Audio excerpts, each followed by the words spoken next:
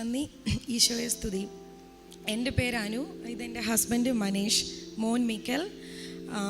Annie's ഞാൻ എൻ്റെ മമ്മിയാണ്. 2021 August 9 എൻ്റെ ഹസ്ബൻഡിന് ബ്രെയിൻ ട്യൂമറാണെന്ന് ഡയഗ്നോസ് ചെയ്തു. അതറിഞ്ഞ ഉടനെ തന്നെ മമ്മി ഇവിടെ വന്ന് ഉടമ്പടി എടുത്തു. ഇത് അറിയുന്നത് ആൾക്ക് ഒരു സിംറ്റംസും ഒന്നുമില്ലായിരുന്നു. ഞങ്ങൾ ഓസ്ട്രേലിയയിലാണ്. അപ്പം എനിക്ക് മേലാതായിട്ട് ഞാൻ GP കാണാനായിട്ട്, അവിടെ ഡോക്ടറെ കാണാനായിട്ട് ആശുപത്രിയിൽ ക്ലിനിക്കിൽ പോയി. അപ്പോൾ എൻ്റെ കാര്യം ഇങ്ങനെ സംസാരിച്ചുകൊണ്ടിരിക്കുന്നതിൻ്റെ ഇടയിൽ പുള്ളി പെട്ടെന്ന് സംസാരം നിന്നു. ചേട്ടയുടെ കണ്ണിങ്ങനെ മൂവ് ചെയ്യുന്നുണ്ടായിരുന്നു. അപ്പം നമുക്ക് ഇതെന്താ സംഭവിക്കുന്നതെന്ന് മനസ്സിലായില്ല. അപ്പം ഞാൻ പറഞ്ഞു, പപ്പായ്ക്ക് ഇതുപോലെ ഒരു വിഷമം ഉണ്ടായിട്ടുണ്ട് പണ്ട്, അപ്പം നമുക്കെന്നാ ഒന്ന് ടെസ്റ്റ് ചെയ്തേക്കാമെന്ന് പറഞ്ഞു.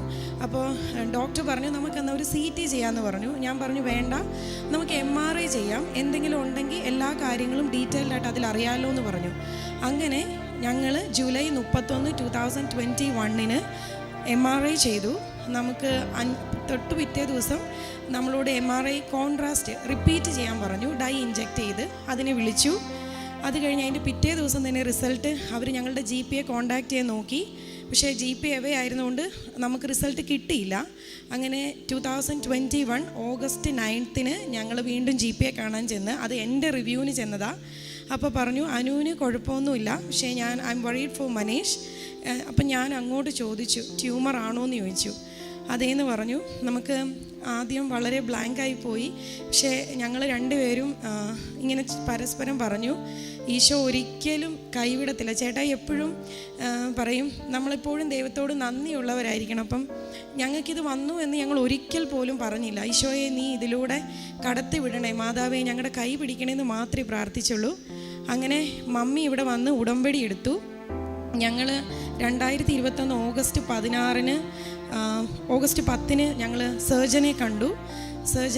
അത് ഞങ്ങൾ ഓസ്ട്രേലിയയിൽ ചെന്ന സമയത്ത് അവിടെ നമുക്ക് മെഡിക്കെയർ എല്ലാം ഫ്രീ ആണ്. പക്ഷേ ഞങ്ങളുടെ ഒരു ഫ്രണ്ട് ഞങ്ങളെ നിർബന്ധിപ്പിച്ച് പ്രൈവറ്റ് ഇൻഷുറൻസ് എടുപ്പിച്ചു. അതുകൊണ്ട് നമുക്ക് ഏറ്റവും ബെസ്റ്റ് സർജനെ നമുക്ക് ചൂസ് ചെയ്യാൻ പറ്റി. അപ്പം നമ്മുടെ ജീവിതത്തിൽ ഒരു കാര്യം സംഭവിക്കണമായിരുന്നു, അതിന് ഈശോയും മാതാവും ഞങ്ങൾ പോലും അറിയാതെ ഞങ്ങൾ ഒരുക്കി. അങ്ങനെ ഞങ്ങൾ ഡോക്ടറുടെ ഓഫീസിൽ ചെന്നു. അവർ തിയേറ്റർ ബുക്ക് ചെയ്യുവാണ് ഞങ്ങളവിടെ ചെന്നപ്പം. അങ്ങനെ ഈ മാസ് 6.5 സെൻറ്റിമീറ്റർ ഉള്ള മാസമായിരുന്നു. ഒരു സിംറ്റം ഇല്ല, 6.5 സെൻറ്റിമീറ്റർ, ഇങ്ങനെ ആക്സിഡൻ്റൽ ഫൈൻഡിങ്. അങ്ങനെ സർജറി കഴിഞ്ഞു. 8 മണിക്കൂർ സർജറി. കോവിഡിൻ്റെ പീക്ക് ടൈം, ആർക്കും നിൽക്കാൻ പറ്റില്ല. പക്ഷേ ഈശോയും മാതാവും ഞങ്ങളെ അതിലൂടെ കൈപിടിച്ച് നടത്തി.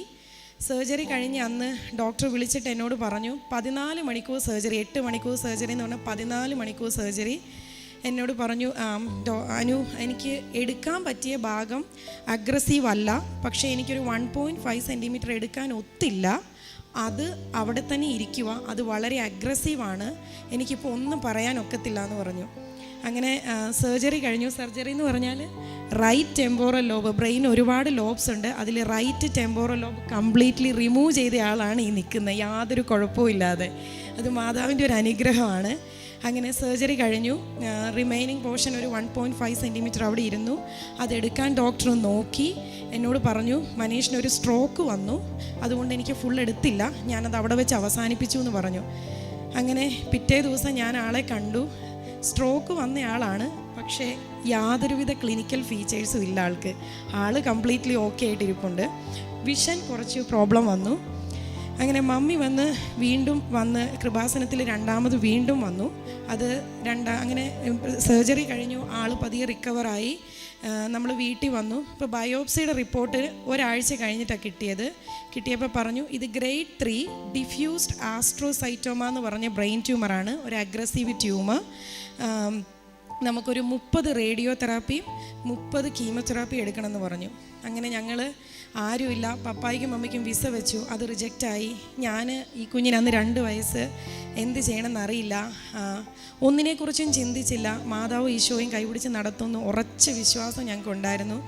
വേദന ചേട്ടായി ഒത്തിരി വേദനകളിൽ ഈശോ ചേർത്ത് പിടിച്ചു. എല്ലാവരും പറഞ്ഞു മനീഷിനെ മാതാവ് മടിയിലിരുത്തി സുഖപ്പെടുത്തുന്നതായിട്ടാണ് കണ്ടേന്ന് പറഞ്ഞു. അങ്ങനെ ഞങ്ങൾ മമ്മി 2021 സെപ്റ്റംബർ 11 ഇവിടെ വന്നു. വീണ്ടും ഞങ്ങളന്ന് ബയോപ്സിയുടെ റിപ്പോർട്ട് മേടിച്ചു. ഞങ്ങൾ കീമോ റേഡിയോതെറാപ്പി ഫസ്റ്റ് തുടങ്ങാമെന്ന് പറഞ്ഞു. അങ്ങനെ ഞങ്ങൾ റേഡിയോതെറാപ്പിയുടെ ഫസ്റ്റ് കഴിഞ്ഞ് വീട്ടിലെത്തി കഴിഞ്ഞപ്പോഴത്തേക്കും ഞങ്ങൾ അറിയുവാണ്, ഡോക്ടർ വിളിച്ചു. ട്യൂമർ മാർക്കർ ടെസ്റ്റ് എന്നും പറഞ്ഞിട്ട് കീമോതെറാപ്പിയുടെ ഡ്രഗ് സെലക്ട് ചെയ്യാനായിട്ട് അവരൊരു ടെസ്റ്റ് ചെയ്യും, ആക്യുറേറ്റ് ആയിട്ടുള്ള ഡ്രഗ്. ഈ ട്യൂമർ മാർക്കർ ടെസ്റ്റിൻ്റെ റിസൾട്ട് എത്തി. അവർ ഞങ്ങളെ രാവിലെ തൊട്ട് ട്രൈ ചെയ്യുവാണ്. പക്ഷേ ഞങ്ങൾ റേഡിയോതെറാപ്പിക്ക് കയറിയതുകൊണ്ട് അറിഞ്ഞില്ല. മനീഷിൻ്റെ ഗ്രേഡ് 3 ഡിഫ്യൂസ്ഡ് ആസ്ട്രോസൈറ്റോമ, ഗ്രേഡ് 2 ഒലിഗോഡെൻഡ്രോഗ്ലയോമി ആയിട്ട് മാറി. എല്ലാ ട്രീറ്റ്മെൻറ്റും നമ്മൾ സ്റ്റോപ്പ് ചെയ്യുവാണ്. ഇനി മനീഷിന് ഒരു ട്രീറ്റ്മെൻറ്റിൻ്റെ ആവശ്യമില്ല. എല്ലാ 4 മാസവും MRI മാത്രം ചെയ്ത് നോക്കുക, ആ റിമൈനിങ് പോർഷൻ അവിടെ വളരുന്നുണ്ടോയെന്നറിയാൻ. ഇപ്പം 2 വർഷമായി സർജറി കഴിഞ്ഞിട്ട്. ഈ 16-ാം തീയതി ഞങ്ങൾക്ക് നാട്ടിൽ വരാൻ പറ്റി. ഞങ്ങൾ പോയിട്ട് ആദ്യമായിട്ടാണ് ഞങ്ങൾ വരുന്നത്. ഒരു കുഴപ്പമില്ല. വിഷന് പ്രോബ്ലം ഉണ്ടായിരുന്നു, ആ വിഷൻ കംപ്ലീറ്റ് എല്ലാം ശരിയായി. ഡ്രൈവ് ചെയ്യാൻ പറ്റുന്നുണ്ട്, ആൾ ജോലിക്ക് പോകുന്നുണ്ട്. കുറച്ച് ക്ഷീണമൊക്കെ ഉണ്ട്, പക്ഷേ ഞങ്ങൾ ഈശോ കരുതി മാതാവ് കയ്യിലേറ്റി നടത്തുന്നു. ഇപ്പോൾ ദേ ആ ആളാണ് നിൽക്കുന്നത്. റൈറ്റ് ടെമ്പോറൽ ലോബ് ഇല്ല ബ്രെയിൻ്റെ. ഗ്രേഡ് 3 പറഞ്ഞു, ഗ്രേഡ് 2, വേറെ ഒരു കുഴപ്പമില്ല. ഇങ്ങനെ മാതാവ് ഞങ്ങളെ തന്നു. ഞങ്ങളുടെ വിശ്വാസ ജീവിതം, ഞങ്ങൾ ഈ ഒരു സർജറി, ഞാൻ എപ്പോഴും പറയും, ഒരു ഡയഗ്നോസിസ് എല്ലാവരോടും പറയും, ഇതൊരിക്കലും സങ്കടപ്പെടാനുള്ളതല്ല. ഞങ്ങളെ ഈശോയ്ക്ക് വേണമായിരുന്നു. ഞങ്ങൾ തിരഞ്ഞെടുക്കപ്പെട്ടവരാണ്. അപ്പം നമ്മളെ പിടിച്ചു നിർത്താൻ, നമ്മുടെ വിശ്വാസം വർദ്ധിപ്പിക്കാൻ ഈശോയിൽ ഒരു ജീവിതം കൂടെ നമുക്ക് തന്നതാണിത്. അപ്പം ഈശോ മാതാവ് തന്ന ഈ ഒരു വലിയൊരു അനുഗ്രഹത്തിന് എനിക്ക് എത്ര നന്ദി പറഞ്ഞാലും തീരത്തില്ല. അതുപോലെ രണ്ടാമത്തെ കാര്യം, ഞങ്ങൾ വീട് മേടിക്കാൻ നോക്കുന്നുണ്ടായിരുന്നു. ജൂലൈ 21 ഞങ്ങൾക്കൊന്നും അങ്ങ് ശരിയാകുന്നില്ലായിരുന്നു. അപ്പോൾ ജൂലൈ 21 ഈ വർഷം 2023 ജൂലൈ 21 മമ്മി ഇവിടെ വന്ന് ഉടമ്പടി പുതുക്കി. അന്ന് ഞങ്ങൾ ഞങ്ങളുടെ പുതിയ വീടിൻ്റെ കോൺട്രാക്റ്റ് സൈൻ ചെയ്തു. ഞങ്ങൾ ചെന്ന് കഴിയുമ്പോൾ ഞങ്ങളുടെ പുതിയ വീട്ടിലേക്കാണ് ഞങ്ങൾ പോകുന്നത്. മമ്മി പിന്നെ എൻ്റെ ഹസ്ബൻഡിൻ്റെ അനിയൻ്റെ വൈഫിന് വേണ്ടി ഒരു ജോലി ശരിയായില്ല കാനഡയിൽ പോയിട്ട്, അതിന് മമ്മി ഉടമ്പടി പുതുക്കിയായിരുന്നു, അതും ലഭിച്ചു.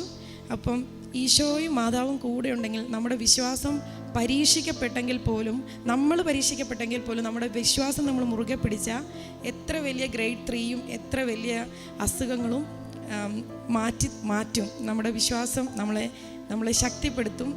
മാതാവ് അത്ഭുതം ചെയ്യും. അതാണ് ഈ ജീവിക്കുന്ന അത്ഭുതമാണ് ഈ നിൽക്കുന്നത്.